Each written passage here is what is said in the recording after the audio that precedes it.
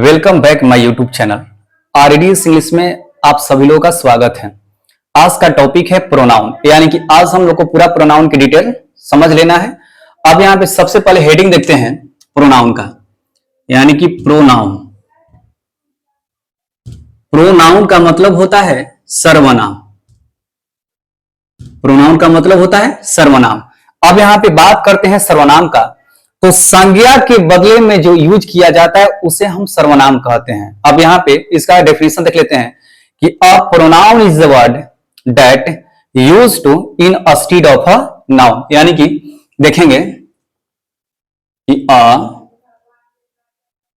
Pronoun is a word that use to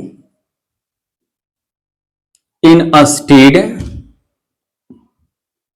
of a noun, यानी कि लिखा हुआ कि a pronoun is a word that used to in a stead of a noun। सर्वनाम वह शब्द है जो संज्ञा के बदले में प्रयोग किया जाता है। अब यहाँ पे in a stead of लिखा हुआ है। in a stead of का मतलब होता है के बदले में, के बदले में। in a stead of का मतलब होता है के बदले में, यानी किसके बदले में, कि जो संज्ञा के बदले में, यानी कि संज्ञा के बदले में जो यूज किया जाता है उसे हम सर्वनाम कहते हैं। जैसे अब यहां पे एक एग्जांपल देख लेते हैं, जैसे राम एक लड़का है, राम एक लड़का है, वह मेरे साथ पढ़ता है। राम एक लड़का है, वह मेरे साथ पढ़ता है। अब यहां बात करते हैं कि राम जो है यह नाउन हो गया, यानी कि राम जो हो गया यह क्या हो गया, नाउन हो गया। अब इसके बदले में नाउन का मतलब क्या बताया था कि एवरीथिंग इज नाउन। नाउन के बारे में क्या बताया था कि noun is the naming word, जिसका नाम है या जिसका नामकरण हो गया है उसे हम संज्ञा कहते हैं।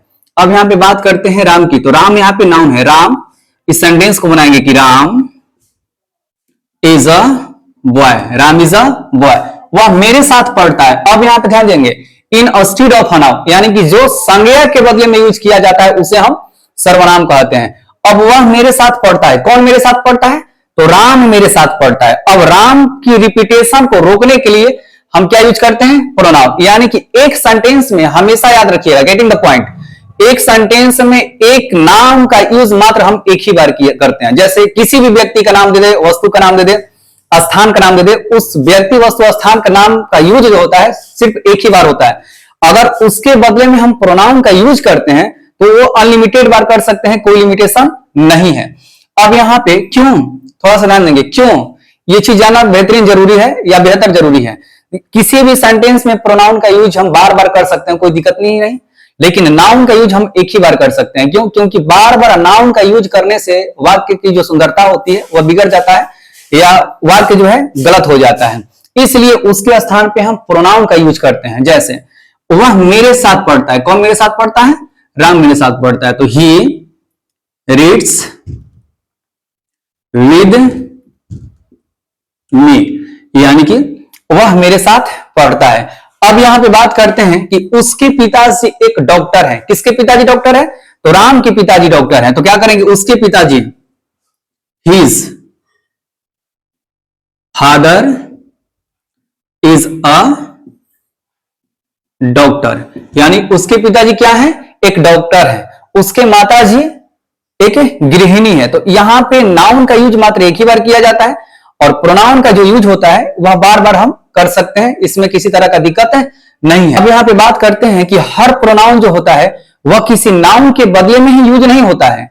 जैसे बहुत सारे प्रोनाउन जो है वह स्वतंत्र भी होते हैं। जैसे यहां पे बात करते हैं कि somebody has stolen my pen, तो somebody जो हो गया यह भी एक प्रोनाउन हो गया, ठीक है। अब यह किसी के बदले में नहीं आया, यह स्वतंत्र है। जैसे कि somebody has stolen my pen, किसी ने मेरा कलम चुरा लिया, तो यहां पे यह somebody जो है वह क्या है, स्वतंत्र है। अब मान लीजिए दरवाजा बंद है, आपका दरवाजा कोई खटखटा रहा है, तो क्या कहेंगे, देखिए कोई दरवाजा खटखटा रहा है, तो यहां पे कोई जो है वह हमारे लिए अनजान है, ठीक है, वह किसी के बदले में नहीं आया है, वह व्यक्ति जो है अनजान है। अब यहां पे बात करते हैं आगे टाइप्स ऑफ प्रोनाउन के बारे में। आप अच्छे तरह से समझ गए होंगे कि प्रोनाउन वह शब्द है जो किसी संज्ञा के बदले में प्रयोग किया जाता है। जैसे राम इज अ बॉय, अब यहाँ पे राम जो हो गया यह एक नाउन हो गया। अब ही जो हो गया यह एक प्रोनाउन हो गया। ही रीड्स विथ मी, वह मेरे साथ पढ़ता है। अब यहाँ पे बात करते हैं हिज फादर, यानी कि उसके पिताजी, तो यहाँ पे भी हमारा क्या हो गया, प्रोनाउन हो गया। तो सर्वनाम वह शब्द है जो किसी संज्ञा के बदले में प्रयोग किए जाते हैं। अब थोड़ा देख लेते हैं काइंड्स ऑफ प्रोनाउन, यानी कि प्रोनाउन कितने प्रकार के होते हैं और कौन कौन होते हैं देखेंगे।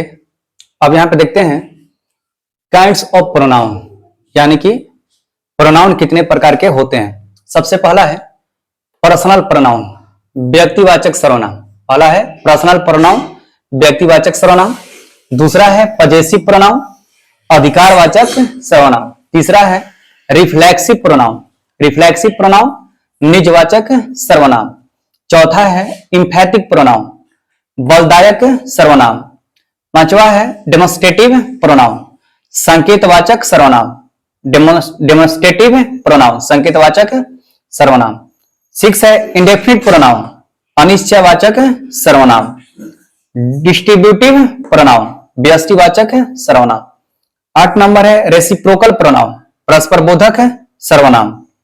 9 number relative pronoun, relative pronoun, संबंध बोधक सर्वनाम।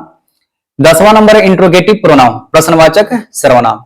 यानी कि काइंड्स ऑफ प्रोनाउन जो होते हैं वह 10 प्रकार के होते हैं और प्रत्येक प्रकार को अलग अलग तरीके से पढ़ा जाएगा। सबसे पहला देखते हैं पर्सनल प्रोनाउन के बारे में। हाँ बोलो, आजा। हाय बोलो, हाय बोलो, बाय बाय करो।